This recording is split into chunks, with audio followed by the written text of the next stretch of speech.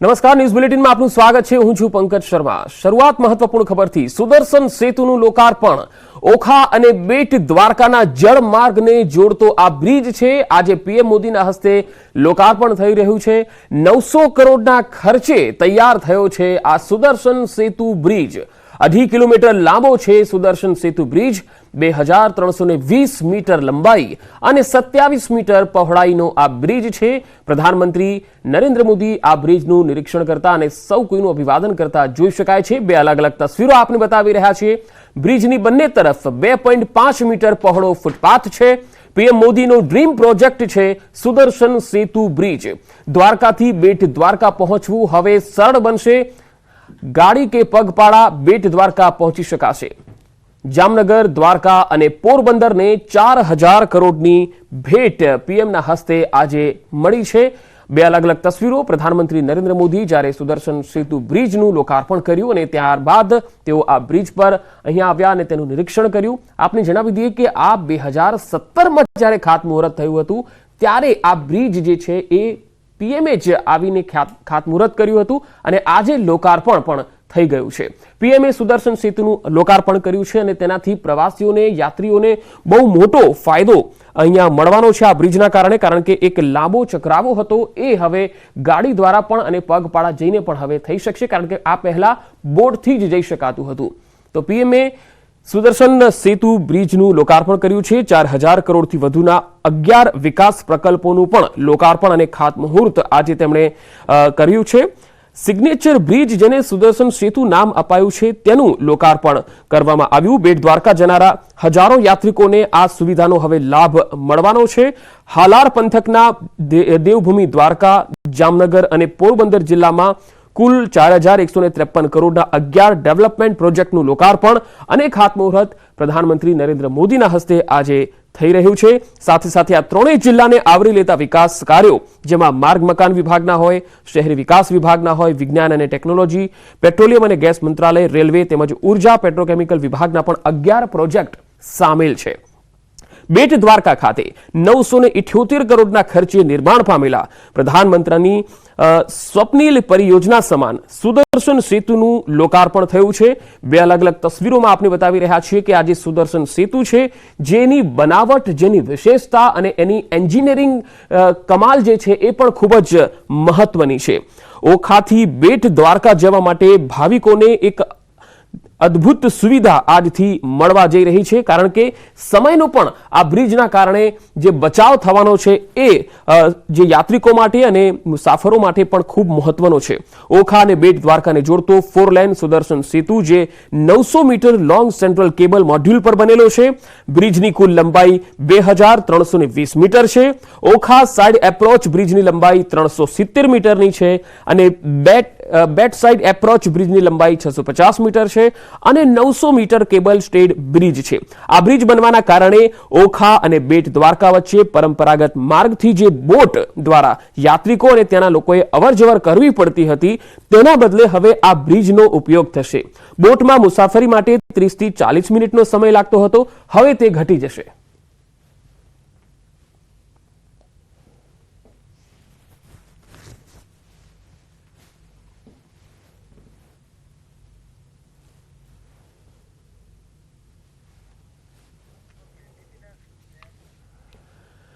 રાજકોટમાં પ્રધાનમંત્રીના આગમનની તૈયારીઓ તેજ થઈ ગઈ છે। પીએમ મોદી આજે એમ્સની સાથે રાજકોટ શહેરને પણ અનેક વિકાસ કાર્યોની ભેટ આપશે।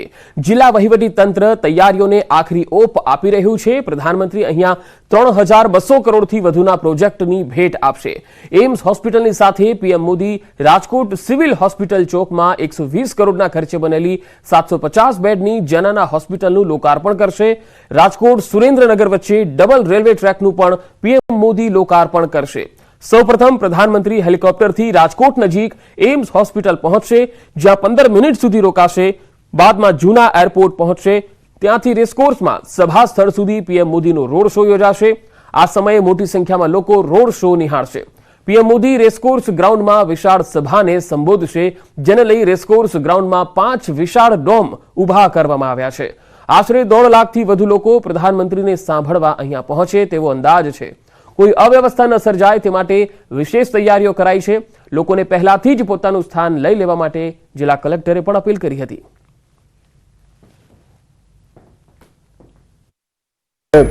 એમ્સ ત્યાં એમની 15 મિનિટની મુલાકાત છે. પછી સાહેબનું રોડ શો જૂના એરપોર્ટથી સભા સ્થળ એટલે રેસકોર્સ સુધી પ્લાન કરવામાં આવેલું છે. અને બધા દર્શક મિત્રોને હું વિનંતી કરું છું કે પોતપોતાનું સ્થાન 2:30 વાગ્યાથી ગ્રહણ કરી લે. એમ્સ હોસ્પિટલનો લાભ માત્ર રાજકોટ કે સૌરાષ્ટ્રના લોકોને જ નહીં પરંતુ રાજ્યભરના લોકોને મળવાનો છે. અહીં સારવાર માટે આવતા દર્દીઓને અદ્યતન ટેકનોલોજી અને સુવિધાનો લાભ મળશે. સાથે જ વિશેષ તજજ્ઞો દર્દીઓની સારવાર કરશે.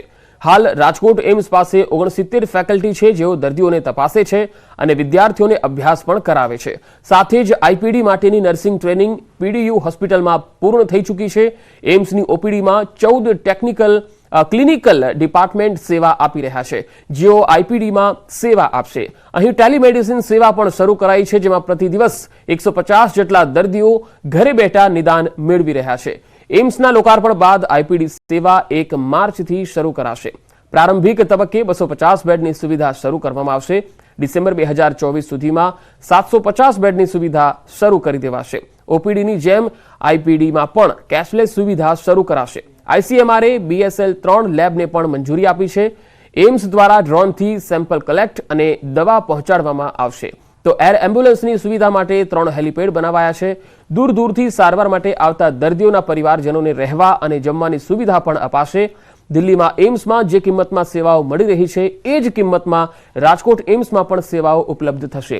રાજકોટ એમ્સ પહોંચવા માટે કનેક્ટિવિટી પણ ઝડપથી વધારવામાં આવી રહી છે.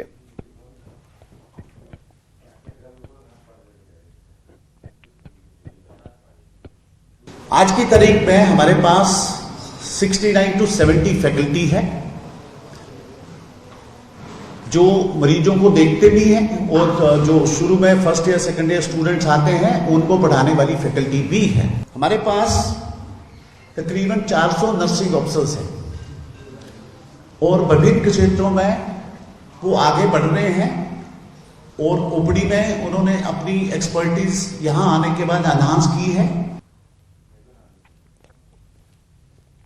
તો પીએમ મોદીનો ડ્રીમ પ્રોજેક્ટ કહી શકાય એવી ગુજરાતની પહેલી એમ્સ રાજકોટમાં આકાર પામી ગઈ છે અને આજે તેનું પીએમના હસ્તે જ્યારે લોકાર્પણ થવાનું છે ત્યારે થોડી જ વારમાં પ્રધાનમંત્રી નરેન્દ્ર મોદી રાજકોટ આવી પહોંચશે અને તમામ પ્રકારની જે તૈયારીઓ છે એ પણ થઈ ચૂકી છે. એમ્સમાં હાલ 250 બેડની આઈપીડી સુવિધા તૈયાર છે જે શરૂ થતાની સાથે સાથે દર્દીઓને સારામાં સારી સારવાર આધુનિક મશીનરીના ઉપયોગ સાથે આપવામાં આવશે.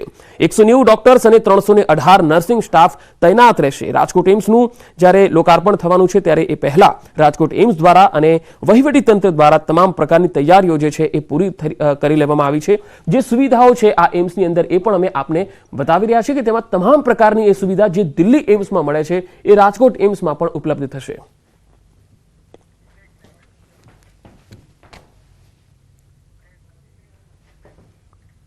આગળ વધુ સમાચારો પર નજર કરીશું. હાલ રોકાઈશું એક બ્રેક માટે.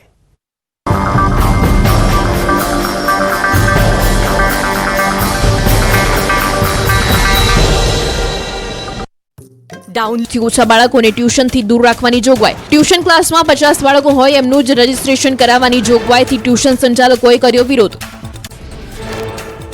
અમદાવાદના ચંડોળા તળાવ પાસે હોસ્પિટલમાં લાગી આગ. ઓપરેશન થિયેટરમાં આગ લાગતા અફરાતફરી મચી.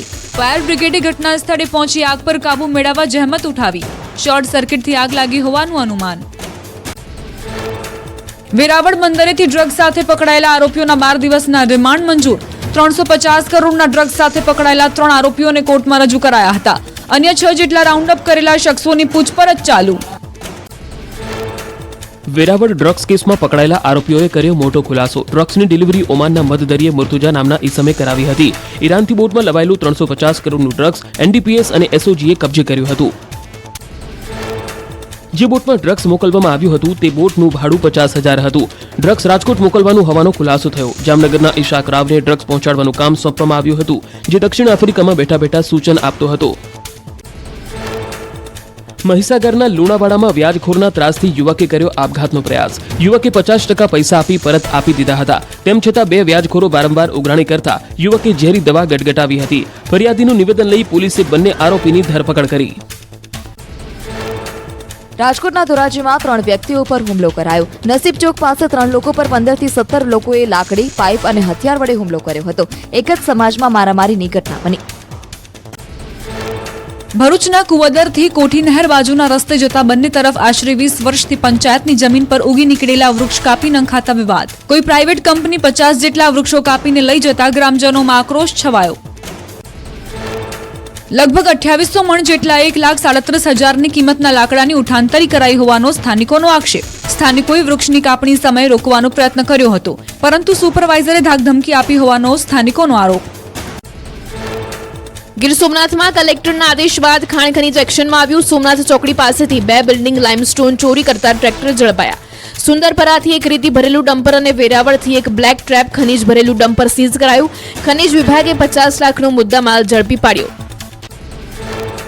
સુરતના ડભોવીમાં રત્ન કલાકારને હની ટ્રેપમાં ફસાવાયાનો કિસ્સો સામે આવ્યો. ભેજા બાજુએ રત્ન કલાકારને રેપ કેસની ધમકી આપી રૂપિયા પડાવ્યા. પોલીસે 3 આરોપીની ધરપકડ કરી અને 4 આરોપી ફરાર. દાહોદમાં ખનન માફિયાઓ સામે ખાણ ખનીજ વિભાગનો સપાટો. દેવગઢ બારિયા નજીક અન્નપૂર્ણા હોટલ પાસે રેતી અને સફેદ પથ્થરો ભરેલી 7 ટ્રકો ઝડપાઈ. નવસારીના નેશનલ હાઈવે 48 પર એન્થલ નજીક ટેમ્પોમાંથી સાગ અને સીસમના લાકડા મળી આવ્યા. આ લાકડા ડીસા લઈ જવાઈ રહ્યા હતા. વન વિભાગે 15,50,000ના મુદ્દામાલ સાથે 3 આરોપીઓની ધરપકડ કરી. રાજકોટના કરોડોના ક્રિકેટ સટ્ટાકાંડ મામલે ખુલાસો. સમગ્ર સટ્ટાકાંડના તાર ગોવા અને દુબઈ સુધી જોડાયેલા હોવાનું સામે આવ્યું. આરોપીની પૂછપરછમાં દુબઈના કરણ નામના વ્યક્તિનું કનેક્શન હોવાનું ખુલ્યું. MS યુનિવર્સિટીના પૂર્વ વાઇસ ચાન્સેલરનું દિલ્હીમાં ભરતી કૌભાંડ સામે આવ્યું. લેફ્ટનન્ટ ગવર્નરે પ્રોફેસર ગોયલને દોષી ઠેરવી દિલ્હી ફાર્માસ્યુટિકલના VC પદેથી હટાવ્યા. પ્રોફેસર રમેશ ગોયલ સહિત અન્ય 6 અધિકારીઓ સામે કાર્યવાહી કરાઈ. તમામ સામે પોલીસ ફરિયાદ કરવાની ગૃહ મંત્રાલયને ભલામણ કરાઈ. ગેરકાયદે ભરતી થયેલા 17 ઉમેદવારો સામે શિસ્તભંગની કાર્યવાહીના આદેશ અપાયા. પ્રોફેસર ગોયલ 2008 થી 2011 દરમિયાન વડોદરા MSUના વાઇસ ચાન્સેલર હતા. મોરબીના ચાળદરા ગામની બ્રહ્માણી નદીમાંથી રેતીની ચોરી ઝડપાઈ. મોરબી ખનીજ વિભાગે દરોડા પાડતા રેતી ચોરી સામે આવી. એક લોડર, 3 ડમ્પર સહિત 1.10 કરોડનો મુદ્દામાલ જપ્ત કરાયો. લુબી પમ્પ્સ, ફ્લો નહીં ફોર્સ.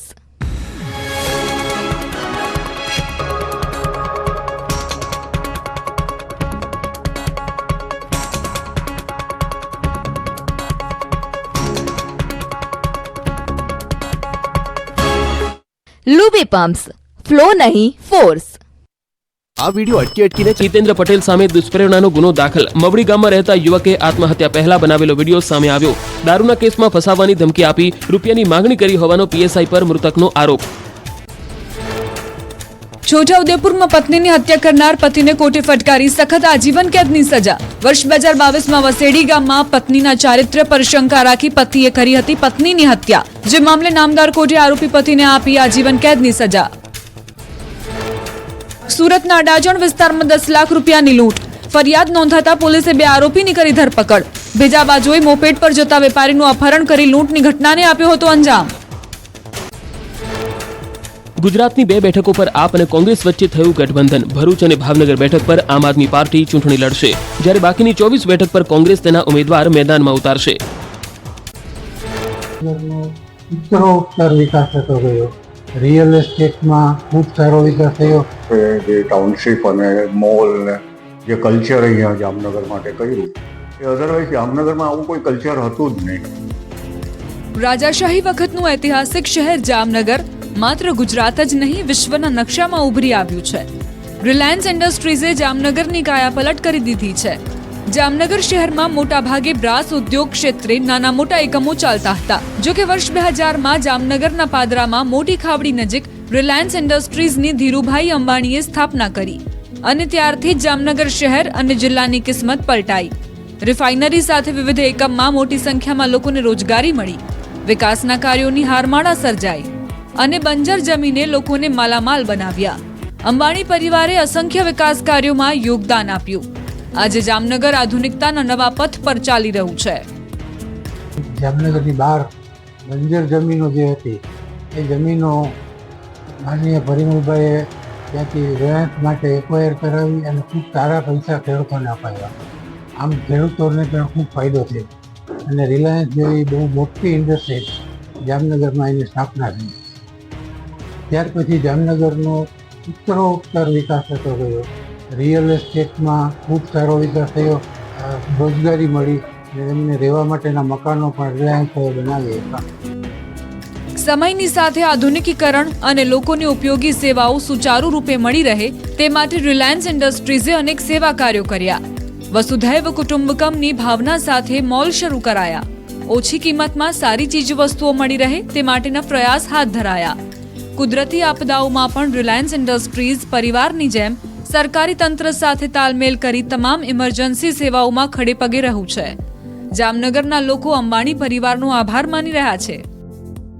પણ રિલાયન્સની આવતા પ્રોપર્ટી તો બરાબર છે, પણ એની સાથે સાથે બીજી જે સમૃદ્ધિ થઈ જામનગરની આટલી એક આપણે ખાલી મુંબઈની ફ્લાઇટ આવતી હોય, જામનગરમાં આટલી બધી ફ્લાઇટ્સ આવે છે, જામનગરમાં રેસ્ટોરન્ટ એટલા બધા થઈ ગયા, જામનગરમાં બધી વસ્તુ ઉપલબ્ધ થવા માંડી. નહીં તો અત્યાર સુધી બધું એવું હતું કે આપણે રાજકોટ જવું પડે, અમદાવાદ જવું પડે. પણ થેન્ક્સ ટુ રિલાયન્સ કે રિલાયન્સ અને એસઆર એવી રિફાઇનરીઝ આવી, એમાંય રિલાયન્સે જે ટાઉનશીપ અને મોલ ને જે કલ્ચર અહીંયા જામનગર માટે કર્યું, એ અધરવાઇઝ જામનગરમાં આવું કોઈ કલ્ચર હતું જ નહીં. જામનગરમાં રિલાયન્સ આવતા લોકો સમૃદ્ધ બન્યા છે. રિયલ એસ્ટેટ ક્ષેત્રે ખૂબ જ વિકાસ થયો છે. આર્થિક ઉપાર્જનની નવી દિશાઓ ખુલી છે. રિલાયન્સ જેવી વિશ્વવિખ્યાત ઓઇલ ઇન્ડસ્ટ્રીઝ સ્થપાતા દેશ વિદેશના મહેમાનો પણ અવારનવાર જામનગરના મહેમાન બને છે, જેને લઈને ટુરિઝમ ક્ષેત્રે પણ વિકાસ થયો છે. નાનું એવું જામનગર રિલાયન્સ ઇન્ડસ્ટ્રીઝ સ્થપાયા બાદ વિશ્વ ફલક ઉપર ઓઇલ સિટી તરીકે ચમકવા લાગ્યું છે. આ ચમક ધરાવતા સિટીની વાત કરીએ તો અહીં ચોતરફ વિકાસ થયો છે. રિયલ એસ્ટેટ હોય, રોડ રસ્તા હોય, આબાદી હોય કે આર્થિક ઉપાર્જન હોય, તમામ ક્ષેત્રે લોકો રિલાયન્સ આવ્યા બાદ વધુને વધુ પ્રગતિશીલ બન્યા છે અને વિકાસશીલ બન્યા છે. જ્યારે જામનગરમાં રિલાયન્સ નહોતું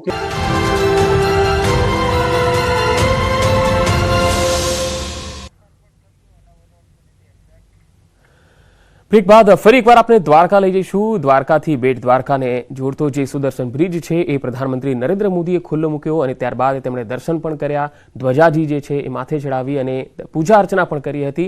હાલ સંવાદદાતા મૌલિક ધામેચ અમારી સાથે દ્વારકાથી સીધા જોડાયા છે. મૌલિક, હાલ પ્રધાનમંત્રીનો દ્વારકાનો બીજો શું કાર્યક્રમ છે? હાલ કયા પ્રકારની ગતિવિધિ આપ જોઈ રહ્યા છો દ્વારકામાં?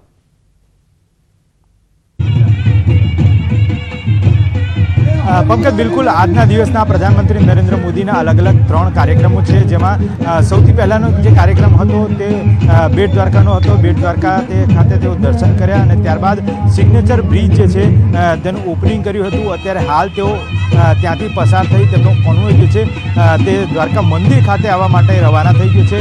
સ્વાગતની વાત કરીએ તો સ્વાગત કરવા માટે અહીંયા કેટલાક ભાતીગઢ જે સંસ્થાના જે બતાવનાર લોકો છે તે અહીંયા આગળ છે, તેમની પણ દ્રશ્યો બતાવવાનો પ્રયત્ન કરીશું કે જે લોકો અત્યારે હાલ ભાતીગઢ સંસ્કૃતિ જે છે તેની ઝાંખી અહીંયા આગળ બતાવી રહ્યા છે.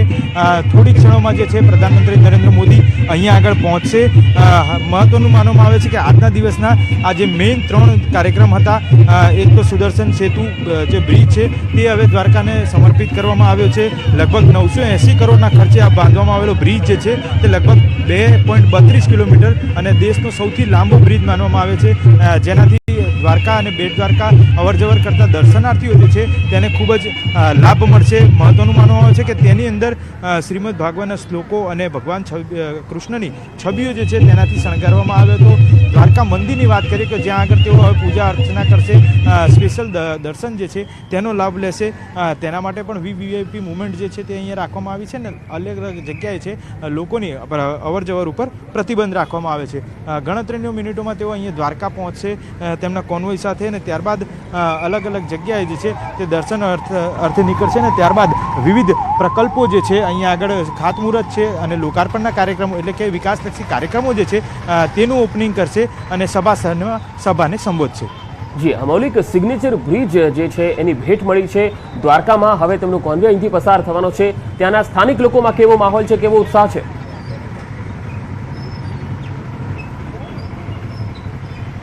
બિલકુલ પંકજ, ફરી એક વખત દ્રશ્યો થકી સ્થાનિકોનો માહોલ બતાવવાનો પ્રયત્ન કરીશું કે અત્યારે હાલ જે છે બીજેપી તરફથી એક ભાતીગળ સંસ્કૃતિ જે છે તેનો બતાવવાનો પ્રયત્ન કરવામાં આવ્યો છે.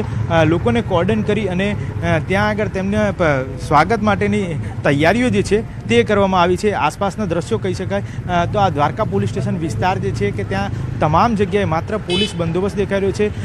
માત્ર જિલ્લાની પોલીસ નહીં પરંતુ જિલ્લા બહારથી પણ પોલીસ બંદોબસ્ત જે છે તે મંગાવવામાં આવે છે. કોઈપણ પ્રકારના અડચણરૂપ વાહનો ના દેખાય તે માટેની અત્યારે હાલ ટોઈંગ કરવાની કામગીરી જે છે તે પણ ચાલી રહી છે. આવનારા સમયમાં જે અહીંયા સ્થાનિકો જે છે જે માત્ર પ્રધાનમંત્રીની એક ઝલક મેળવવા માટે અહીંયા ઉપસ્થિત છે તેમના દ્રશ્યો બતાવવાનો પ્રયત્ન કરીશ. કેમેરા પર્સનને કહીશ કે એ દ્રશ્યો બતાવે કે અહીંયા આગળ લોકો જે છે તે પ્રધાનમંત્રી નરેન્દ્ર મોદીની એક ઝલક મેળવવા માટે અહીંયા આગળ આવી પહોંચ્યા છે.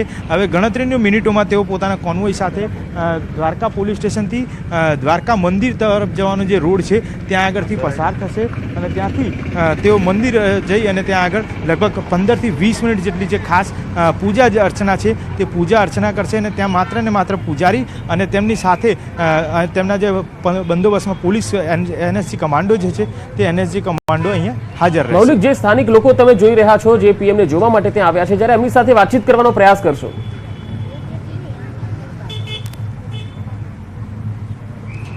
બિલકુલ, મારા કેમેરા પર્સનને કહીશ કે દ્રશ્યો બતાવે અને તેમની સાથે વાતચીત કરવાનો પણ પ્રયત્ન કરીશું કે અહીંયા કેટલાક સ્થાનિકો છે, સ્થાનિકો શું કહી રહ્યા છે તે કોની ઝલક મેળવવા માટે અહીંયા છે. આપ શું કહેશો, અહીંયા એક ઝલક મેળવવા માટે ઊભા છો, કોણ આવી રહ્યું છે, શેના માટેની રાહ જોઈ રહી છે? हम लोग तो वेस्ट बंगाल से आया है यहाँ पर देखने के लिए मोदी जी आएगा और यहाँ क्या ओपनिंग करने आए हैं वो पता है? ओपनिंग करने आए हैं भारत का ब्रिज और ये मैंने पूजा करने आएगा. બિલકુલ, વેસ્ટ બંગાળથી જે છે આખું ગ્રુપ આવ્યું છે અને તેમની સાથે અન્ય કેટલાક લોકો અહીં સ્થાનિક છે તેમની સાથે પણ વાત કરવાનો પ્રયત્ન કરીશું કારણ કે અહીંયા જે બેટ દ્વારકા છે અને બેટ દ્વારકાનું જે બ્રિજ ઓપનિંગ થવાના કારણે તેઓ અત્યારે હાલ અહીંયા ફસાયેલા છે. હું આપણી પાસે ફરી એકવાર આવીશ, આપ અમારી સાથે જોડાયેલા રહેશો. તો હાલ એક નાનકડા બ્રેક માટે અહીંયા રોકાઈએ છીએ. બ્રેક બાદ ફરી એકવાર આપને દ્વારકા લઈ જઈશું. મળીએ બ્રેક બાદ.